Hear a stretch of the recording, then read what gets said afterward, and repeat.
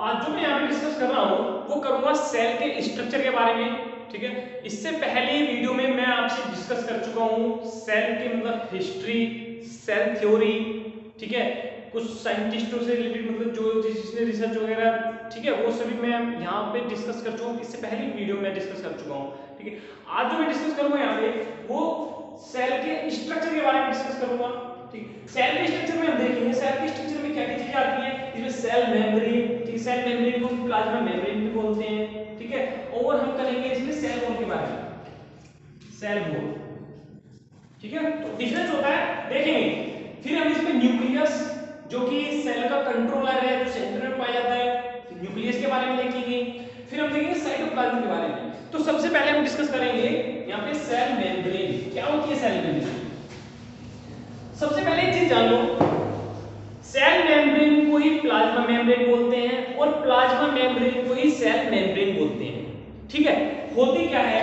Animal cell है, animal cell, animal cell की जो आउटर मोस्ट कवरिंग है, या हम यूं कह लें बाउंड्री जो है, वो है हमारी सेल मेम्ब्रेन, सेल मेम्ब्रेन। ठीक है, फंक्शन क्या है? हम ये कह सकते हैं, हम एक चीज और यहां पे देखें, किस चीज की बनी होती है सेल मेम्ब्रेन? सेल मेम्ब्रेन एक phospholipid, phospholipid plus protein, lipids और प्रोटीन्स की सेल मेम्ब्रेन बनी होती है। ठीक है, एक फंक्शन क्या है? फंक्शन देखिए इसकी क्या है। फंक्शन, एक तो फंक्शन हो गया स्ट्रक्चर प्रोवाइड कराना, किसको? सेल को। ठीक है, और एक कवरिंग, कवरिंग ऑफ जो इनर मास है,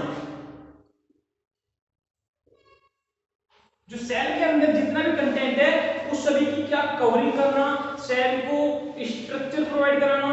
एक एक फंक्शन हो समझिए, एक और क्या है, एक most most most important function, ये सेमी परमेबल मेम्ब्रेन है, सेमी परमेबल मेम्ब्रेन है। सेमी परमेबल मेम्ब्रेन का मतलब समझिए, सेमी परमेबल मेम्ब्रेन क्या होता है? सेमी परमेबल मेम्ब्रेन मतलब कुछ की एंट्री है और कुछ की एंट्री नहीं है, यानी कि कुछ इंग्रेडिएंट जो सेल को चाहिए केवल और केवल उनकी एंट्री होगी, बाकी किसी की एंट्री नहीं होगी।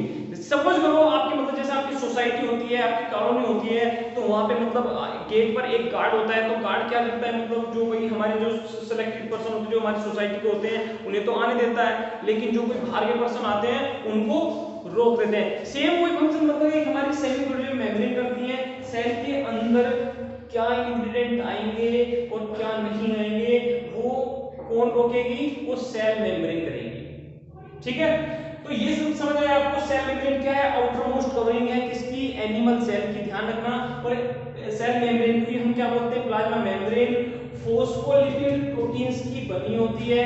ठीक है, फंक्शन क्या है? स्ट्रक्चर प्रोवाइड कराना सेल को, और covering of the inner mass and semi permeable membrane. ठीक है, इसके बारे में, स्ट्रक्चर के बारे में देख लो कुछ। मैं अगर आपसे स्ट्रक्चर की बात करूं तो सिंगर एंड निकोलसन है, सिर्फ जान लीजिए, आपका 9th स्टैंडर्ड है, आपको इतना नहीं जानना है, लेकिन बता देता हूं स्ट्रक्चर के बारे में, बता देता हूं स्ट्रक्चर कुछ समझिए इसका। ठीक है, तो सिंगर एंड निकोलसन ने मतलब एक वो दिया, ठीक है, इसका स्ट्रक्चर बताया 1972 में, 1972 में किसने? Singer and Nicolson. इसमें स्ट्रक्चर है, स्ट्रक्चर में क्या बताया? स्ट्रक्चर में होता है जो हमारे जो प्लाज्मा मेम्ब्रेन है, सेल मेम्ब्रेन है, वो एक सैंडविच की तरह है। सैंडविच समझ रहे हैं ना? एक एक ब्रेड का पीस ऊपर होता है, ब्रेड का पीस नीचे होता है, और दोनों अरेंज होती है। ठीक है, फोस्फोलिपिड की बनी होती है, तो फोस्फोलिपिड कुछ ऐसा समझिए। ठीक है, और इनमें एक टेल होती है। ठीक है, यहां समझिए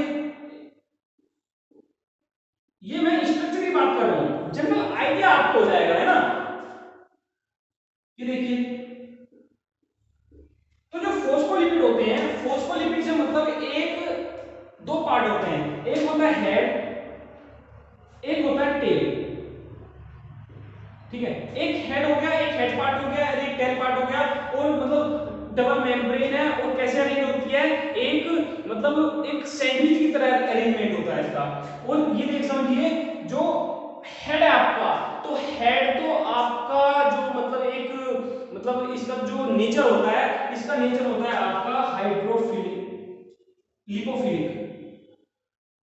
ठीक है, लिपोफिलिक इसमें देखते हैं, इसका नेचर होता है आपका, एक तो ये तो आपका होगा हाइड्रोफोबिक, हाइड्रोफोबिक है ना, और इसका हाइड्रोफिलिक। ठीक है, इसमें एक बार मैं एक कंफर्म कर लेता हूं इसको स्ट्रक्चर के बारे में। ठीक है, तो हाइड्रोफिलिक हेड हो गया है ना, और हाइड्रोफोबिक टेल हो गया। ठीक है, हाइड्रोफोबिक टेल और हाइड्रोफिलिक आपका हेड हो गया। समझिए हाइड्रोफोबिक क्या है और हाइड्रोफिलिक क्या है। हाइड्रो का मतलब, हाइड्रो का मतलब वाटर, और फिलिक का मतलब लविंग। मतलब कहने का मतलब ये है कि ये वाटर में डिजोल्व होने वाला पार्ट होगा। क्या? वाटर में डिजोल्व होने वाला पार्ट होगा, और जो फोबिक वाला पार्ट होगा ये वाटर में डिजोल्व नहीं होगा। समझ रहे ना? तो हाइड्रोफिलिक, फिलिक का मतलब क्या होगा, लविंग, और हाइड्रो का मतलब वाटर। तो ये क्या है, ये वाला पोर्शन क्या होगा आपका, जो हेड वाला पोर्शन है आपका, हेड वाला पोर्शन वाटर में सोल्यूबल होगा। ठीक है, और हाइड्रोफिलिक एंड फॉस्फोलिपिड मॉलिक्यूल्स। अब जो आपका टेल वाला पार्ट है, टेल वाला पार्ट समझिए कि ये वाटर में सोल्यूबल होगा, इनसोल्यूबल। ठीक है, क्योंकि ये फोबिक, फोबिक आप जानते हैं क्या, डर है ना, या फिर एक मतलब भागना, दूर भागना। तो ये क्या करेगा, वाटर से दूर भागेगा, मतलब ये वाटर में सोल्यूबल नहीं होगा। तो फोबिक का मतलब फियर या हेट हम कह सकते हैं। समझ आया? ये एक मतलब मैंने आपको स्ट्रक्चर के बारे में एक जनरल आइडिया दिया है यार। अब चलते हैं हम एक इंपोर्टेंट फंक्शन के बारे में।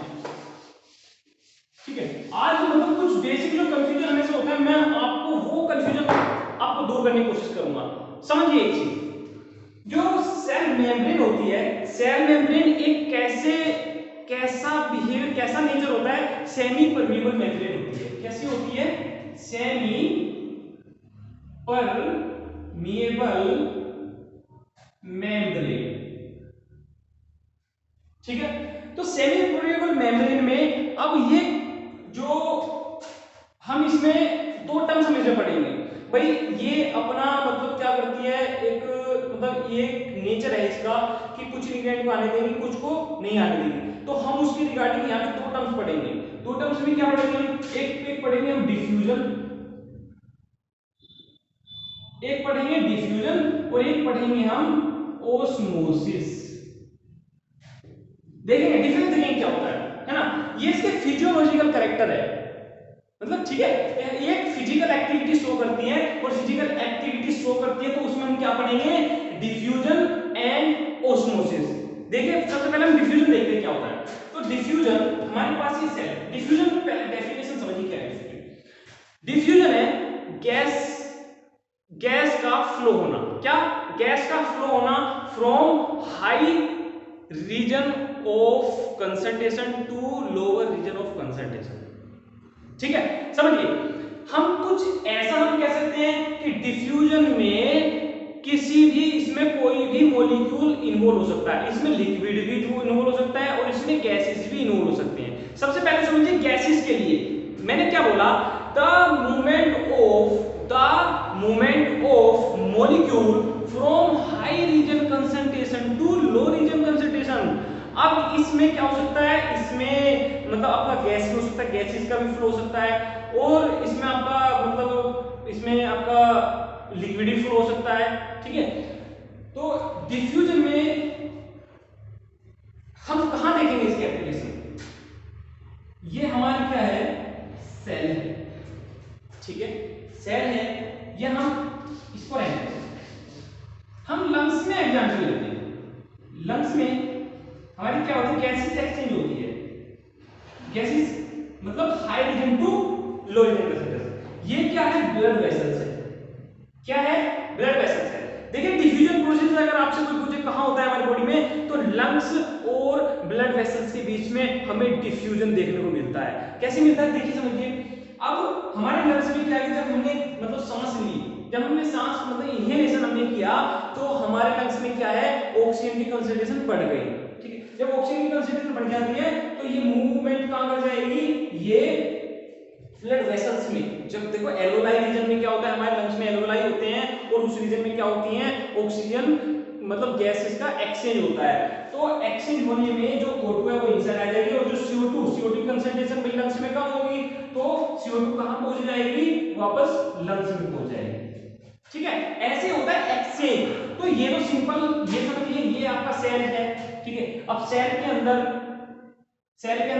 O2 की कंसंट्रेशन कम है तो O2 कहां जाएगी, इनसाइड आ जाएगी। अब O2 को यूज किया सेल ने, क्या CO2 की कंसंट्रेशन बढ़ गई है ना, तो CO2 कंसंट्रेशन जब बढ़ गई तो ये कहां मूव कर जाएगी, ये आउटसाइड मूव कर जाएगी। मतलब गैस अगर बाहर ज्यादा है तो वो डिफ्यूजन प्रोसेस से वो इनसाइड मूव कर जाएगी, और अगर आउट मतलब इनसाइड ज्यादा है तो वो आउटसाइड मूव कर जाएगी। डिफ्यूजन प्रोसेस में क्या है, मतलब इसमें कंसंट्रेशन पर डिपेंड करता है। मूवमेंट किस पर डिपेंड करेगा, कंसंट्रेशन पर डिपेंड करेगा।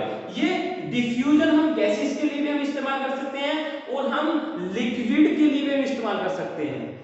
समझ गए ना। अब समझिए एक ओस्मोसिस क्या होता है, ओस्मोसिस। डिफ्यूजन समझ आ गया आपको, है ना। अब डिफ्यूजन समझिए क्या होता है, सॉरी ओस्मोसिस समझिए क्या होता है। Osmosis, the movement of, ध्यान समझिए, the movement of liquid molecule from high region concentration to low region concentration। Suppose करो आपके पास एक बकेट है, मतलब वो बकेट में क्या है, वाटर फिल हुआ है ना। तो वाटर क्या है, आप जब उसको मतलब उसको उड़ेल दोगे तो क्या हो जाएगा, वाटर भाई हाई कंसंट्रेशन में मतलब ज्यादा रीजन में कहां होगा, बकेट में होगा, तो बकेट से वो काम मूव कर जाएगा, वो आपके फ्लोर पे मूव कर जाएगा। तो आप सिंपल लीजिए, आप टैप को ऑन करते हो, जो आपके वाटर टैंक के वहां पे क्या है, कंसंट्रेशन ज्यादा है, समझ गए ना। तो वहां पे पानी ज्यादा है, तो पानी कहां, एक तो लो रीजन की तरफ मूव कर जाएगा, समझ गए ना, लो रीजन की तरफ मूव कर जाएगा। हम इसी को बोलते हैं ओस्मोसिस। डिफ्यूजन हम दोनों के लिए हम यूज कर लेते हैं, उसमें केवल कंसंट्रेशन डिपेंड करती है, लेकिन हम ओस्मोसिस केवल और केवल लिक्विड मॉलिक्यूल के लिए हम इस्तेमाल करते हैं। यूज फॉर, देखो, flow of liquid molecule from high region लिख रहा हूं यहां पे, ठीक है, high region to low region concentration. ठीक है, समझिए एक बहुत मतलब आज मैं आपको जो अभी कराने वाला हूं उसको ध्यान से समझना। ये मतलब बहुत, अगर ये आज आपको अगर क्लियर नहीं होता है तो काफी टाइम तक आपको कंफ्यूजन में रख सकता है ये जो मैं आपको बता रहा हूं यहाँ पे। तो यहाँ पे हम कुछ देखें, हमारे पास 3 कंटेनर है, हमारे पास 3 कंटेनर है। हम यहाँ पे मूवमेंट देखेंगे, और इसमें 3 फ्लूइड है। क्या है, 3 फ्लूइड है कंटेनर में, तीनों में अलग अलग टाइप का फ्लूइड, मतलब कंसंट्रेशन डिफर है। तीनों कंटेनर में क्या है, तीनों बीकर में क्या है, हमारे पास 3 बीकर है, 3 बीकर में क्या है, 3 फ्लूइड है, और 3 फ्लूइड ही क्या है, डिफरेंट कंसंट्रेशन के हैं। ठीक है, और कंसंट्रेशन समझिए क्या है, कंसंट्रेशन हम किसको बोल रहे हैं, कंसंट्रेशन हम बोल रहे हैं on the basis of solute. जितना ज्यादा लिक्विड में सोल्यूट उतनी ज्यादा कंसंट्रेशन, समझिए ना, जितने ज्यादा सोल्यूट उतनी ज्यादा कंसंट्रेशन। तो हमारे पास होगा hypertonic, hypertonic,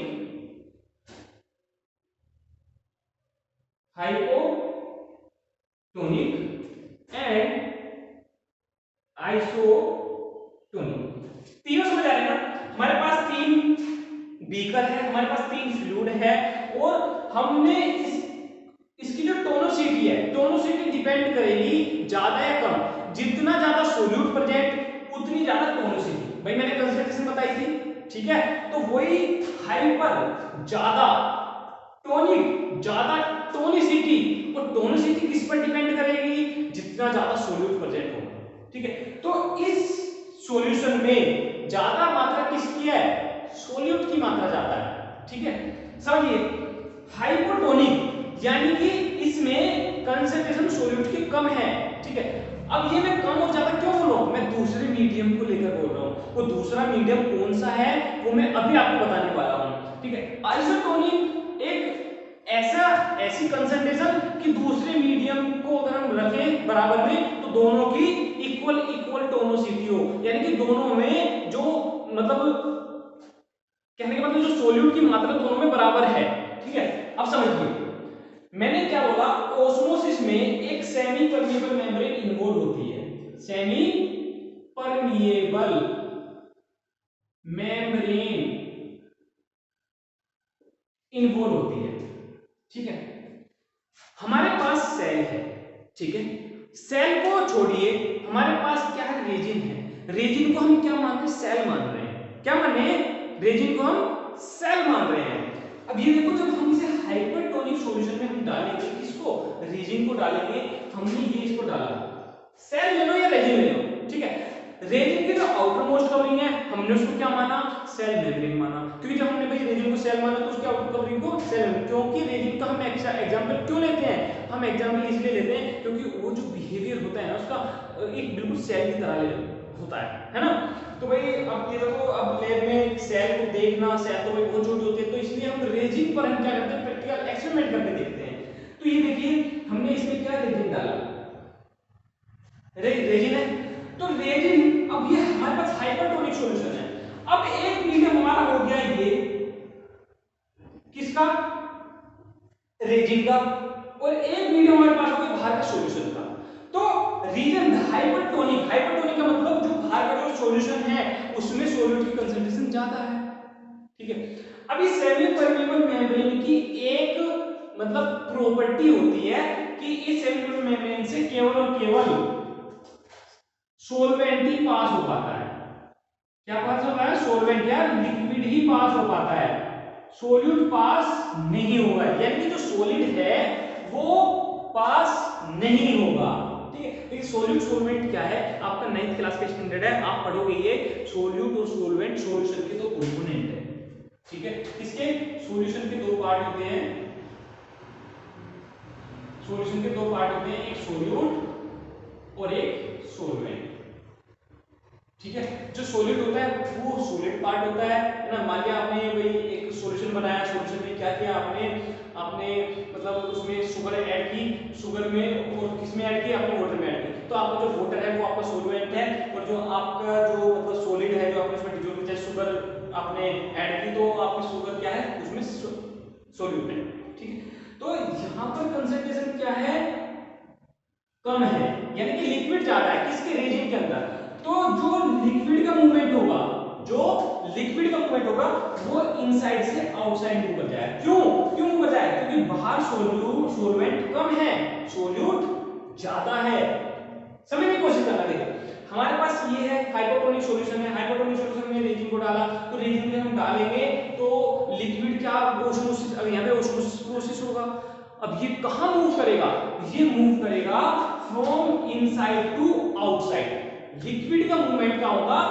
inside to outside, ठीक है? तो इस कंडीशन में क्या होगी? जो रेजिन होगी, रेजिन क्या हो जाएगी? श्रिंक हो जाएगी। समझ गए ना? रेजिन क्या हो जाएगी?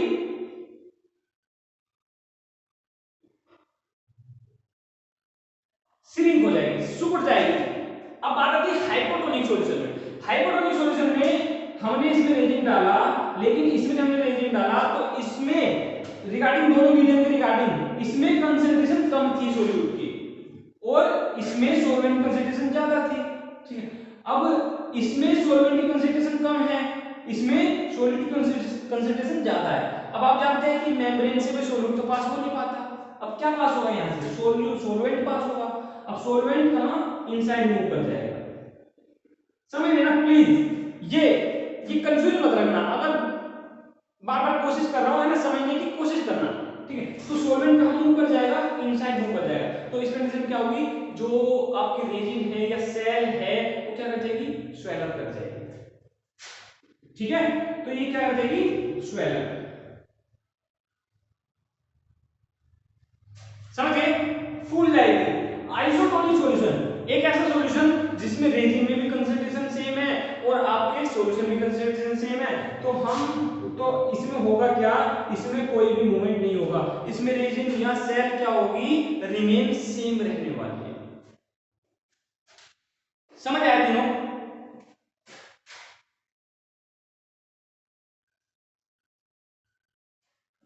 आए ना समझ अच्छे से। देखो तीन सॉल्यूशन है, हाइपरटोनिक, हाइपोटोनिक, आइसोटोनिक, है ना। हाइपरटोनिक में क्या है, कंसंट्रेशन ज्यादा सॉल्यूट की, जिसकी वजह से हम जब रेजिन हम डालेंगे तो क्या होगा, वो आउटसाइड मूव कर जाएगा। कौन सा, जो हमारे जो रेजिन में जो फ्लूइड है, रेजिन में जो लिक्विड पोर्शन है वो बाहर मूव कर जाएगा, क्योंकि बाहर कंसंट्रेशन लिक्विड की कम है, सॉल्यूट की ज्यादा है। हाइपोटोनिक में क्या होगा भाई, हाइपो कम कंसंट्रेशन है किसकी, सॉल्यूट की, तो लिक्विड क्या कर जाएगा, अंदर मूव कर जाएगी। सॉल्वेंट की कंसंट्रेशन तो अंदर बाहर ज्यादा है ना इसमें, हाइपोटोनिक सॉल्यूशन में। आइसो में दोनों में सेम होती है, कहीं मूवमेंट नहीं होगा। तो ये आपका क्या हो गया, आपका मैंने आपको कराया इसके फिजिकल पैरामीटर, किसके, सेल मेजर के, ठीक है। अब हम क्या देखेंगे, हम इसमें देखेंगे फंक्शन, समझ आ गया ना, ठीक है। प्लीज इसको ध्यान से समझना अच्छे से, ठीक है।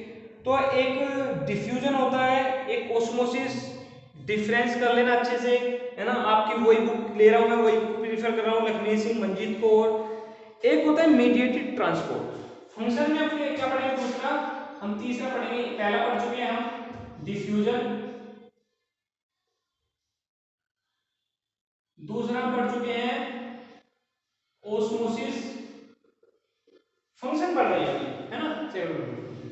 सेमी मेम्ब्रेन के अंदर डिफ्यूजन, ओस्मोसिस, और तीसरा हम पढ़ेंगे मीडिएटेड ट्रांसपोर्ट, मीडिएटेड ट्रांसपोर्ट, इसको समझना अच्छे से। मीडिएटेड ट्रांसपोर्ट में क्या है, मीडिएटेड ट्रांसपोर्ट में कुछ मेम्ब्रेन पर, ये हमारी मेम्ब्रेन है, ठीक है।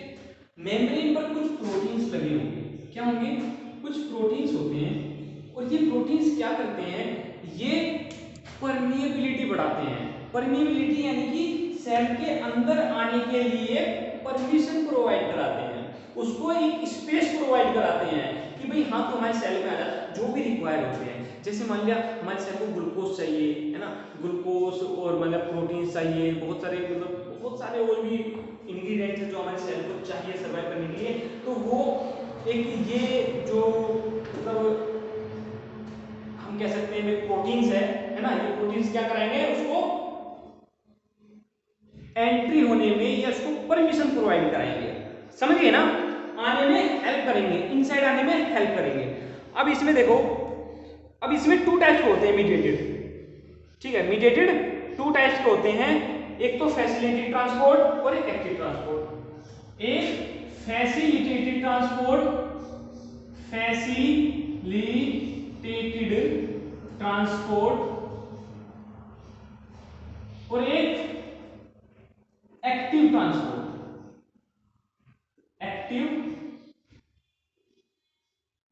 एक्टिव ट्रांसपोर्ट, ठीक है। फैसिलिटेटेड ट्रांसपोर्ट डिफ्यूजन भी उसको बोलते हैं, डिफ्यूजन, ठीक है। समझिए इसको, फैसिलिटेटेड ट्रांसपोर्ट या डिफ्यूजन में होता क्या है भाई, बाहर कोई इंग्रेडिएंट है और हमारे सेल को चाहिए और बाहर उसमें से कंसंट्रेशन ज्यादा है, तो ये तो केवल कंसंट्रेशन के बेस पर ही ये मूव कर जाएगा, है ना भाई, ठीक है तू मतलब ये उनको मतलब एक स्पेस प्रोवाइड करा देंगे और तू की आजा अंदर, ठीक है बाहर जाता है तो अंदर आजा, हमें जरूरत है। लेकिन एक्टिव ट्रांसपोर्ट में क्या होगा, एक्टिव ट्रांसपोर्ट में कुछ शैतानी करते हैं, कुछ शैतानी करते हैं तो उनको जबरदस्ती खींचा जाता है, उनको लाया जाता है जबरदस्ती। तो एक्टिव ट्रांसपोर्ट में क्या है, ये इसमें एनर्जी यूज होती है। क्या होती है, एनर्जी यूज होती है। इसमें सिस्टम को एनर्जी प्रोवाइड कराई जाती है। मतलब एक सपोज करो इसमें मतलब आपके ये एक तो सबसे पहले आप ये तो समझिए, ये बात समझिए कि ये कंसंट्रेशन के अगेंस्ट भी जा सकता है। कंसंट्रेशन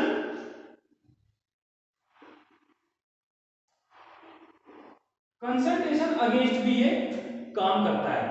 कैसे, इसमें एनर्जी प्रोवाइड कराई जाती है, इसमें एनर्जी प्रोवाइड कराई जाती है। सपोज करो मतलब आपके घर पे जो वाटर टैंक होता है आपके रूफ पर रखा रहता है, तो जब आप मोटर ऑन करते हो तो क्या होता है भाई, मोटर में एनर्जी प्रोवाइड कराते हो आप, क्या, इलेक्ट्रिकल एनर्जी।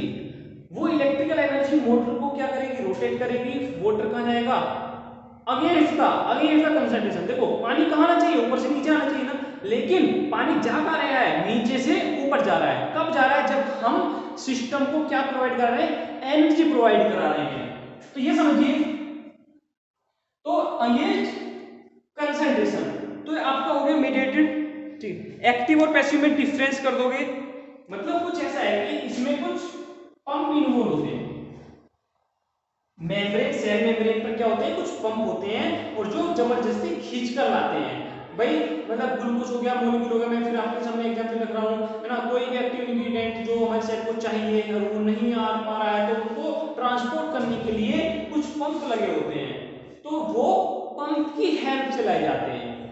ठीक है, जैसे कुछ शैतान लोग होते हैं। अब आ जाओ एक एंडोसाइटोसिस पे, एंडोसाइटोसिस का प्लीज ये आपको समझ आना अच्छे से।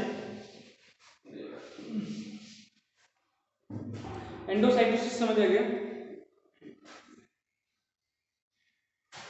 अब आगे देखो,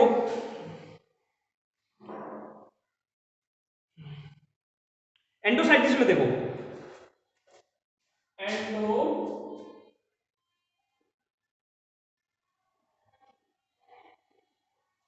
अब एंडोसाइटोसिस में इसके इसके टाइप देखो, फैगोसाइटोसिस, फोटोसाइटोसिस या receptor mediated endocytosis.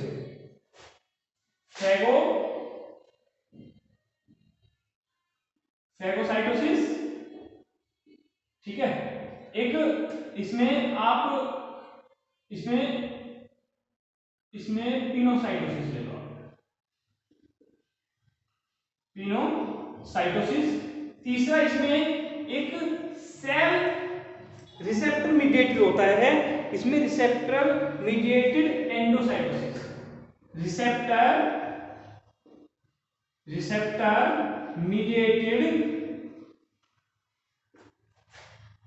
Mediated transport. ठीक है, अब समझिए, तीनों समझो, ये एंडोसाइटोसिस है, एंडोसाइटोसिस। ठीक है, सबसे पहले फैगोसाइटोसिस समझिए क्या होता है। एंडोसाइटोसिस का तो मतलब हो गया कि सेल कुछ अपने अंदर ले रही है, ठीक है, इनटेक कर रही है सेल कुछ, ठीक है, सेल कुछ इंजेक्शन कर रही है, कुछ इंजेस्ट कर रही है सेल, ठीक है। अब इसको बोलेंगे हम एंडोसाइटोसिस, ठीक है, एंडो का मतलब अंदर, साइटोसिस का मतलब सेल, ठीक है। सेल क्या कर रही है, कुछ अपने अंदर ले रही है, वो किस तरीके से अंदर लेगी, ठीक है, phagocytosis, pinocytosis and receptor mediated endocytosis के मेथड से लेगी, ठीक है, किसी को खाएगी। अब समझिए कैसे, फैगोसाइटोसिस में होता क्या है, ठीक है, मैं सबसे पहले फैगोसाइटोसिस कर रहा हूं। फैगोसाइटोसिस 9th क्लास का मतलब भाई समझ लेना है, एक ये अगर कंफ्यूजन रहता है तो मतलब ये टर्म्स आपको आगे तक भी आने वाली है, आगे तक काम आएगी आपको, है ना, बहुत आगे तक काम आएगी।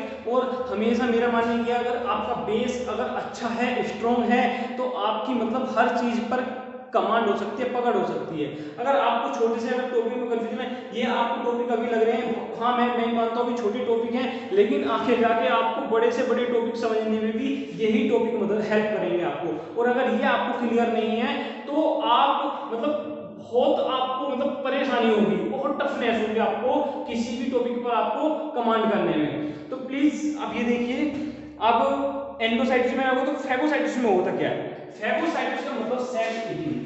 क्या होता है? Cell eating. ठीक है, सेल कुछ खा रही है। ठीक है, सपोज ये क्या है? ये अमीबा है। ये क्या है? अमीबा है, या हम ये कह लें ये एक सेल है। हम इसको सेल ले रहे हैं। सेल कौन सी सेल हम ले रहे हैं इसको? हम इसको मोनोसाइट ले रहे हैं। क्या है? मोनोसाइट एक डब्ल्यूबीसी का टाइप है, व्हाइट ब्लड सेल्स का टाइप है मोनोसाइट।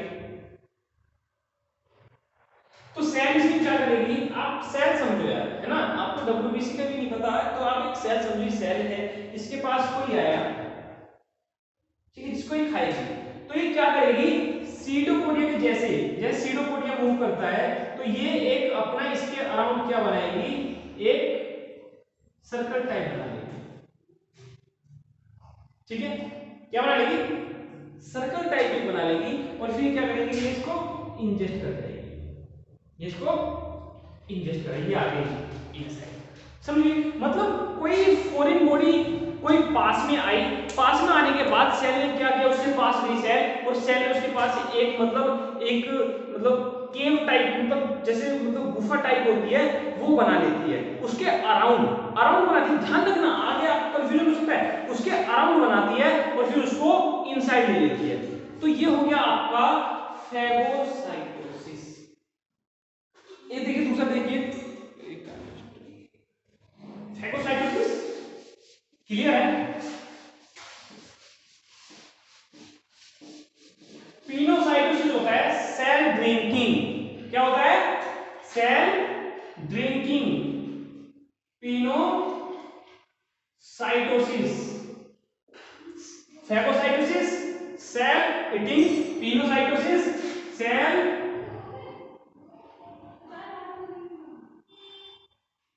ड्रिंकिंग। इसमें कुछ लिक्विड है। अब क्या होता है, सुन समझिए इसको। इसमें ये सेल है, ठीक है, ये सेल है, हम इसको सेल मेम्ब्रेन पूरी बना लेते हैं। ये सेल मेम्ब्रेन है, ठीक है, ये ऑलमोस्ट क्या है? Cell membrane. अब ये क्या करेगी? अब इसके पास में कोई लिक्विड मॉलिक्यूल वगैरह आएगा तो ये क्या करेगी? ये एक कैविटी बना लेगी। फैगोसाइटोसिस में क्या था? उसके अराउंड किया, लेकिन ये क्या है? सेल अपने कुछ जो मतलब मेम्ब्रेन है, मेम्ब्रेन को अपनी इनसाइड खींच लेगी और यहाँ पे एक उसके लिए स्पेस प्रोवाइड करा देगी। इसके लिए जो भी लिक्विड मॉलिक्यूल वगैरह आया और वो आके कहाँ? यहाँ आ जाएगा, मतलब केव में आ जाएगा, अटैच जाएगा, और ये फिर ये कुछ इस तरीके से बंद हो जाएगी। इस तरीके से बंद होने के बाद ये अंदर आ जाएगा। समझ आया? पिनोसाइटोसिस समझ आ रहा है अच्छे से? डिफरेंस समझ आ रहा है ना? डिफरेंस ये है कि उसमें आप अराउंड जाके अराउंड बना रहे थे, उसके एक मतलब उसके उसे घेर रही थी एक। यहाँ पे क्या है? यहाँ पे एक जगह प्रोवाइड करा रही कि आजा आजा, ठीक है। अब आइए से मीडिएटेड, कौन सा? Mediated, receptor mediated endocytosis. Receptor mediated endocytosis. कुछ नहीं है इसमें, उसमें भी सेम ये हमारी मेम्ब्रेन है ना। अब मेम्ब्रेन यहाँ पर क्या है? एक रिसेप्टर लगे होंगे, ये रिसेप्टर होंगे, है ना, रिसेप्टर। और रिसेप्टर के पास जब कोई ऐसा कोई मॉलिक्यूल आएगा कि हाँ भाई इसकी एंट्री है, कुछ रिसेप्टर को एक्टिवेट करते हैं, कुछ रिसेप्टर को एक्टिवेट करके ये क्लेरिथिन की लेयर होती है। ये क्या होती है? क्लेरिथिन की, क्लेरिथिन की लेयर होती है क्लेरिथिन। क्या ये कोई भी लिगैंड मॉलिक्यूल आया, कोई भी लिगैंड मॉलिक्यूल आया उसको अटैच होने में हेल्प करती है। इसने क्या किया, रिसेप्टर को आके एक्टिवेट करेंगे और रिसेप्टर को एक्टिवेट करने के बाद इनकी भी क्या होगी, ऐसे ही एंट्री होगी जैसे कि आपकी पिनोसाइटोसिस में हुई। तो समझ रहे ना, पिनोसाइटोसिस में, पिनोसाइटोसिस फेगोसाइटोसिस है ना, और आपका रिसेप्टर मीडिएटेड एंडोसाइटोसिस में आपका थर्ड टाइप है।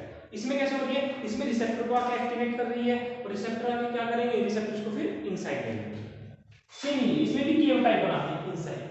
तो तीनों आपको समझ आ गए। देखिए मैं बताता हूं आपको, आपके एनसीईआरटी में ये टर्म्स हैं, ठीक है, इसलिए मैं आपको ये बता रहा हूं, वरना ये समझिए तीन ही जो टॉपिक खत्म हो गया था आपको केवल एंडोसाइटोसिस पर ही खत्म हो गया था। थोड़ा सा मैं इसलिए ये बता रहा हूं ताकि आपको कंफ्यूजन हो, लेकिन पढ़ना है। 9th क्लास में कम पढ़ते हैं आप, ठीक है, अब आपको बोलेंगे भाई ये आपके मतलब लेवल का नहीं है या कुछ नहीं है, लेकिन ऐसा नहीं है, ये आपके लेवल का है। कभी सिलेबस उठा के देखो तो काफी मतलब डीपली पढ़ना होता है। 9th मतलब इतने हल्के, मतलब काफी बेसिक हमारी क्लास होती है और ये बेसिक ही है सब, ये कोई हाई लेवल का नहीं है, इससे तो आगे बहुत कुछ है, बहुत कुछ है। आपने तो समझ लिया कि भाई सेल के इनसाइड कुछ खा लिया सेल ने, खत्म कहानी, ऐसा नहीं है ना। तो प्लीज इसको ध्यान से करिए अच्छे से। अगर कोई भी आपको प्रॉब्लम होती है तो मुझे कमेंट बॉक्स में आप जरूर डालें, ठीक है। अब बात आती है एक्जोसाइटोसिस। एंडो में क्या हुआ, कहां गया एंडोसाइटोसिस, एंडो में सेल ने कुछ इनसाइड लिया। अब एक्सो में क्या करेंगे, अब एक्सो में सेल का जो वेस्ट हुआ, सेल का जो वेस्ट हुआ उसको सेल क्या कर देंगे, रिमूव आउट कर देंगे। एक्सोसाइटोसिस, एक्सोसाइटोसिस में क्या हुआ, ये सेल है, ठीक है। अब सेल में मतलब कुछ डेब्रिज वगैरह हुई, तो डेब्रिज से होगा क्या, एक ये सेल इससे क्या होगी, रप्चर होगी, ठीक है, रप्चर हो गया, क्या हो, रिमूव आउट हो जाएगी, ठीक है।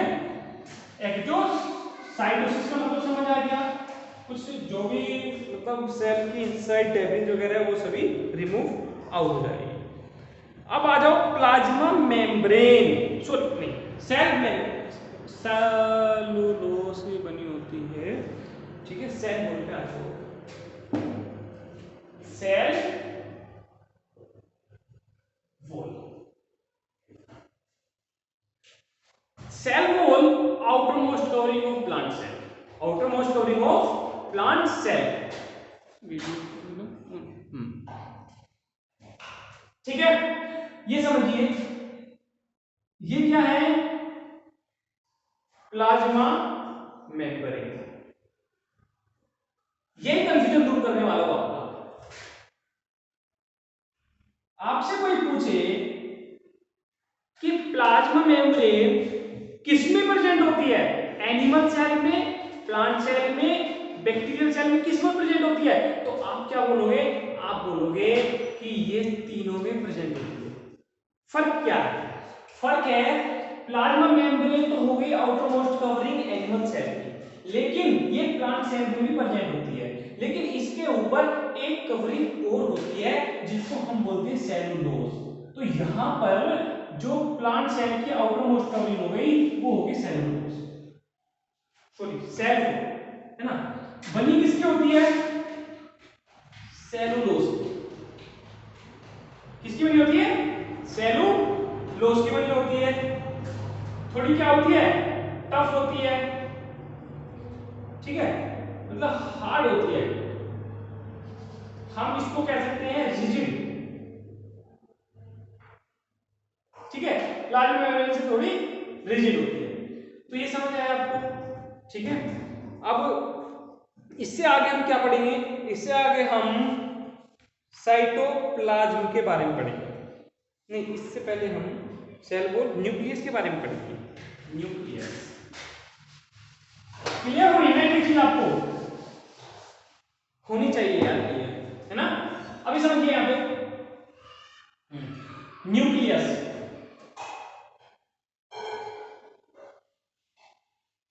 न्यूक्लियस क्या है ना, न्यूक्लियस हमारी ये सेल है ना, सेल में कुछ इनर मास होता है,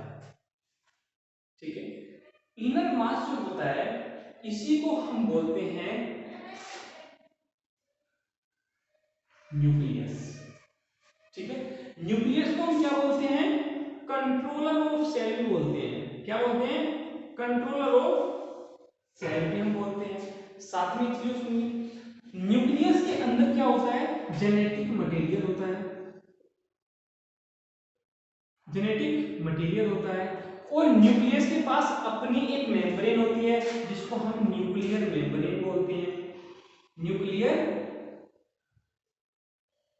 मेम्ब्रेन हम जिसको बोलते हैं। क्लियर है ना चीज? न्यूक्लियर मेम्ब्रेन, इसके अंदर एक न्यूक्लियोप्लाज्म के अंदर फ्लूइड होता है, उसको हम न्यूक्लियोप्लाज्म बोलेंगे। ठीक है, ये छोटी छोटी टर्म्स हैं ना, आगे हम सेल ऑर्गेनेल में सब डिस्कस करेंगे, लेकिन फिलहाल आप यहाँ पे समझ लीजिए। जब यहाँ पे कोई न्यूक्लियस का जिक्र हो रहा है तो न्यूक्लियस के बारे में समझ लीजिए। अब यहाँ पे न्यूक्लियस क्या है भाई? सेल का इनर मास है ना, जो थोड़ा मतलब डार्क दिखता है जब हम उसको देखते हैं माइक्रोस्कोप वगैरह में। अब ये इसकी मतलब क्या क्या प्रॉपर्टी, क्या कैरेक्टरिस्टिक्स है? इसमें जेनेटिक मटेरियल होता है, जो सेल का जो मतलब हमारा जो जेनेटिक मटेरियल होता है, डीएनए, आरएनए, वो कहाँ पर होता है? न्यूक्लियस में होता है। ठीक है, सेल का क्या है? कंट्रोलर है। ठीक है, इसमें एक फ्लूइड होता है जिसको हम बोलते हैं न्यूक्लियोप्लाज्म बोलते हैं, है ना। न्यूक्लियो मतलब न्यूक्लियस, प्लाज्म का मतलब फ्लूइड। ठीक है, न्यूक्लियोप्लाज्म। और न्यूक्लियर मेम्ब्रेन जो न्यूक्लियस की आउटर मोस्ट कवरिंग होती है उसको हम न्यूक्लियोप्लाज्म बोलते हैं। समझ आ गई? अब एक चीज और समझिए, इंपॉर्टेंट चीज, इसकी डबल लेयर होती है। क्या? डबल लेयर होती है। और ये जो मतलब मेम्ब्रेन जो होती है ना, न्यूक्लियोप्लाज्म डबल लेयर की होती है, तो ये पोरस पोरस टाइप होती है। क्या? पोरस पोर पोर पोर होते हैं, थोड़े थोड़े छेद होते हैं इसमें।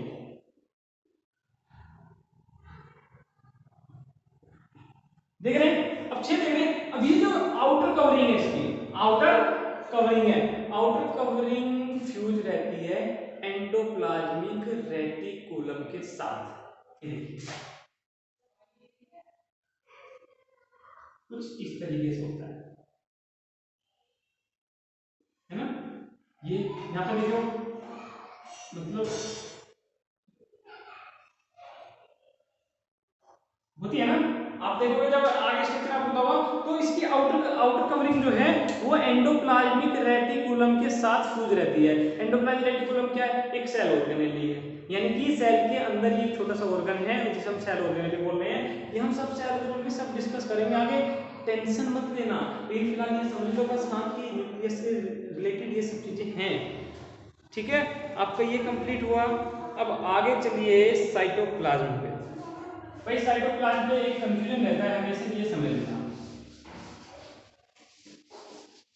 साइटोप्लाज्म, साइटोप्लाज्म, ठीक है। साइटोप्लाज्म क्या भाई? सेल है, प्लाज्म का मतलब फ्लूइड होगा, साइटो का मतलब सेल, प्लाज्म का मतलब फ्लूइड।